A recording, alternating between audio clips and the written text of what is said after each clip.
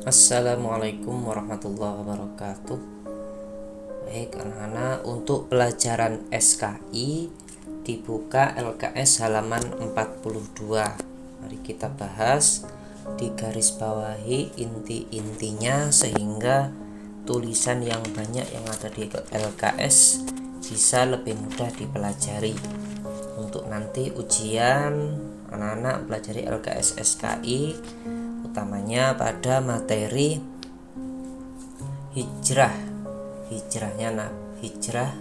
ke Habasyah, hijrah ke Taif, dan juga hijrah ke Yasrib atau Madinah.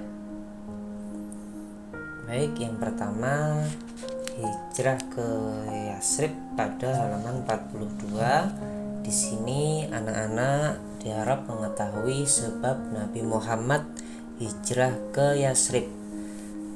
Kebanyakan sebab dari Nabi hijrah baik ke Ethiopia atau ke Taif, yang pertama adalah untuk melarikan diri atau menyelamatkan diri dari siksaan kafir Quraisy di Mekah. Jadi yang pertama itu sebabnya. Nih, untuk menyelamatkan diri dari siksaan kafir Quraisy di Mekah. Ini kebanyakan sebab dari Nabi hijrah adalah itu. Kemudian yang kedua, untuk hijrah ke Taif ataupun ke Habasyah itu adalah untuk selain menghindar dari siksaan, adalah untuk menyebarkan agama Islam. Sini, kalau dulu Habasyah ya, Raja Najasyi ke Habasyah. Habasyah itu sekarang Ethiopia. Tuh, yang pertama itu sebabnya. Kemudian yang kedua ke Taif. Ke Taif belum berhasil. Kemudian yang terakhir ini adalah hijrah yang paling berhasil, sehingga dari Madinah ini, dari Yasrib yang kemudian jadi Madinah ini, Islam berkembang menjadi agama yang besar sekali dan sempat menguasai hampir seluruh dunia di era sahabat Nabi atau di era para pengikutnya setelah sahabat.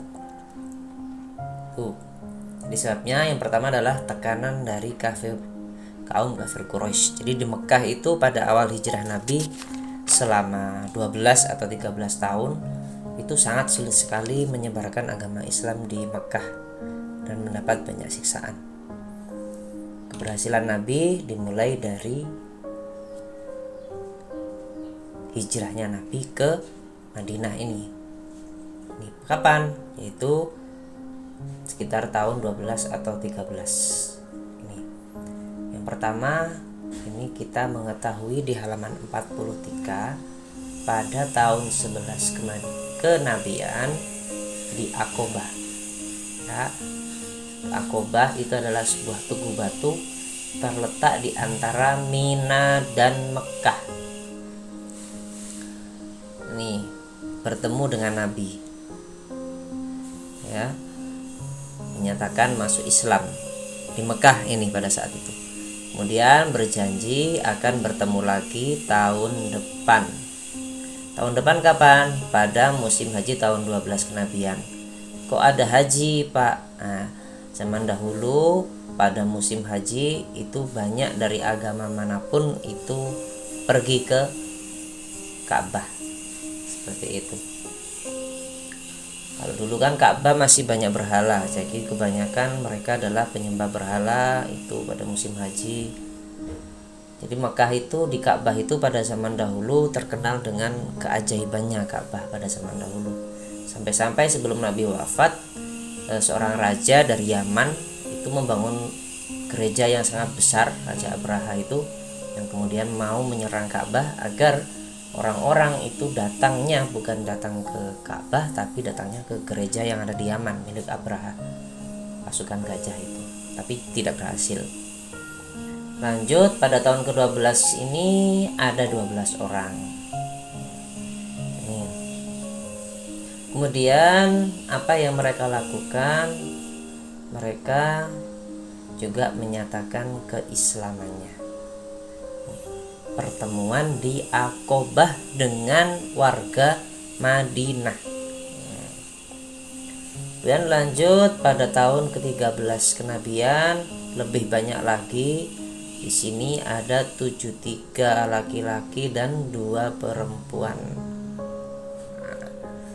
Perempuannya ada Nusaibah dan Asma. Kemudian ini Baitul Aqobah. Baitul Aqobah, Baiatul Aqobah. Isinya apa?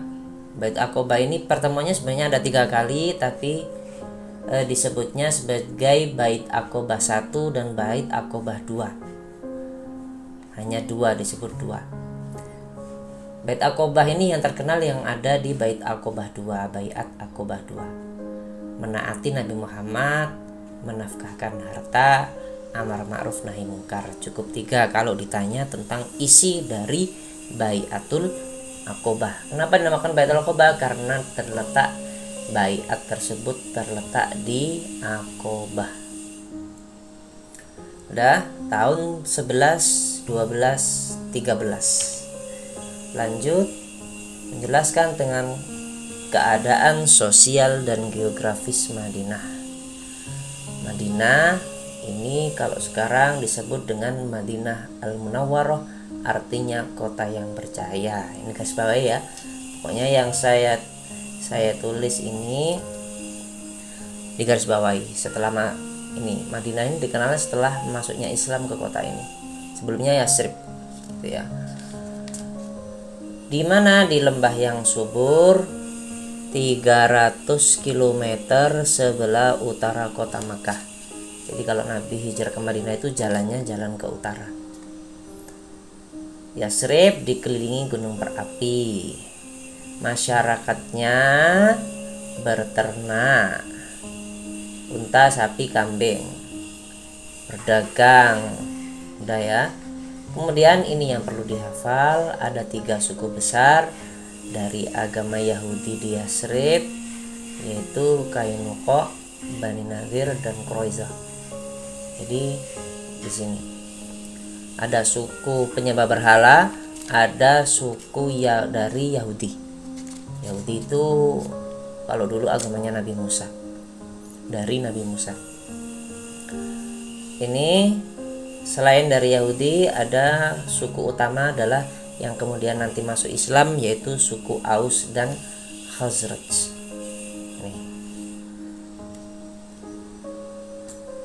Pada suatu ketika ini juga pernah suku Aus dan Al-Khazraj ini diadu domba oleh suku Yahudi. Sudah jelas suku Yahudi sebelum masuk Islam. Kemudian lanjut di halaman 45. Penyebab perselisihannya adalah masalah ekonomi, sudah ya. Kemudian kita lanjut. Mereka sebenarnya ingin rukun, maka kemudian nanti rukunnya itu karena kedatangan Nabi Muhammad, kerukunan karena ada Nabi Muhammad nanti. Kemudian kita lanjut, Nabi Muhammad berangkat ke hijrah. Sebelum Nabi Muhammad, kaum muslimin sudah pergi dahulu secara berangsur-angsur. Pokoknya kondisi aman, secara sembunyi-sembunyi beberapa orang berangkat. Nunggu waktu aman lagi berangkat. Jadi kebanyakan berangkatnya malam. Tuh. Kemudian karena banyak orang yang pergi hijrah, Abu Jahal ini takut kalau Nabi Muhammad juga ikut hijrah juga, sehingga takut Madinah itu menjadi negara menjadi kota Islam. Kemudian Abu Jahal menunjuk 11 pemuda yang kuat untuk mengepung rumah Nabi Muhammad SAW. Ada berapa? Ada banyak sekali. Nih 11 pemuda, ceritanya ada di sini. Intinya dengan keajaiban dari Allah, yang mereka kepung adalah Ali bin Abi Thalib. Namanya Ali, putranya Abu Thalib, putra dari pamannya Nabi. Pada akhirnya Nabi Muhammad itu keluar dari rumah beliau tanpa diketahui oleh pemuda tersebut. Jadi mereka gagal. Itu sebenarnya ingin membunuh Nabi tapi gagal gitu ya.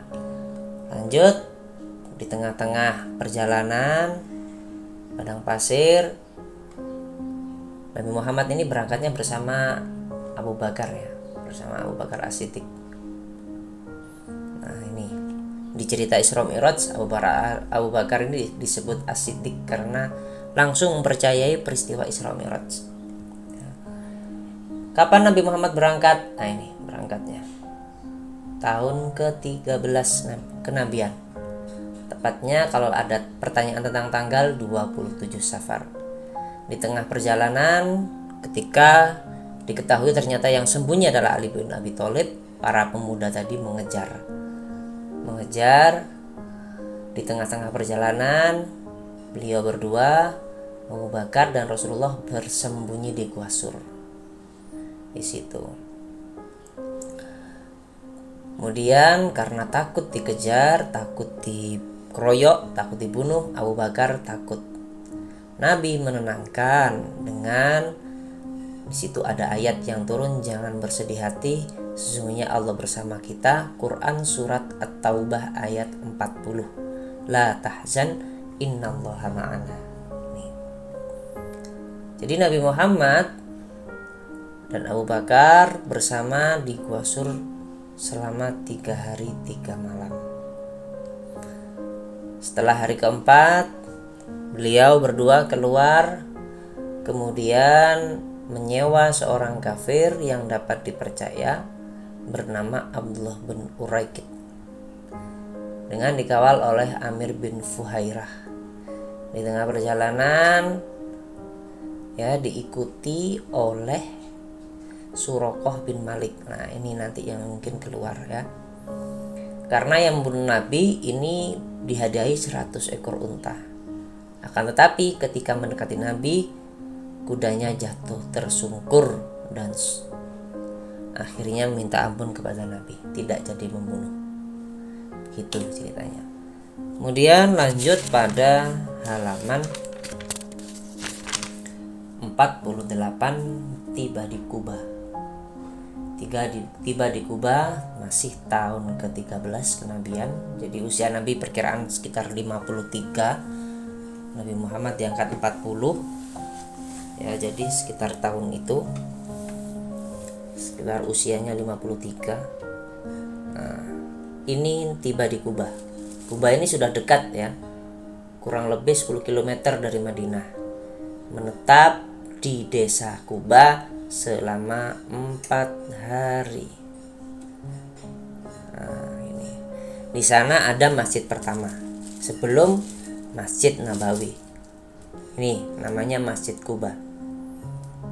Ya, didirikan di atas tanah milik Kalsum bin Hamdan.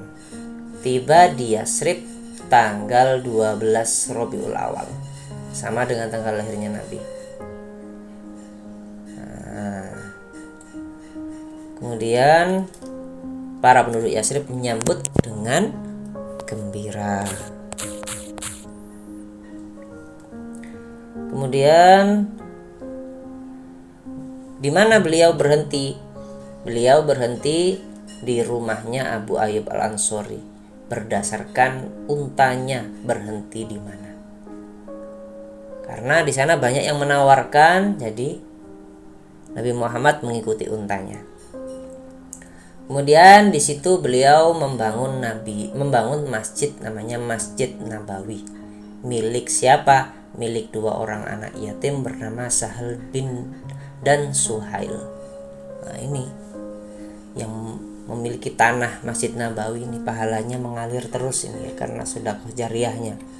Tempatnya dibuat masjid dan sampai sekarang masjidnya banyak ribuan orang beribadah di sana. Lanjut, di sana Masjid Nabawi digunakan sebagai apa?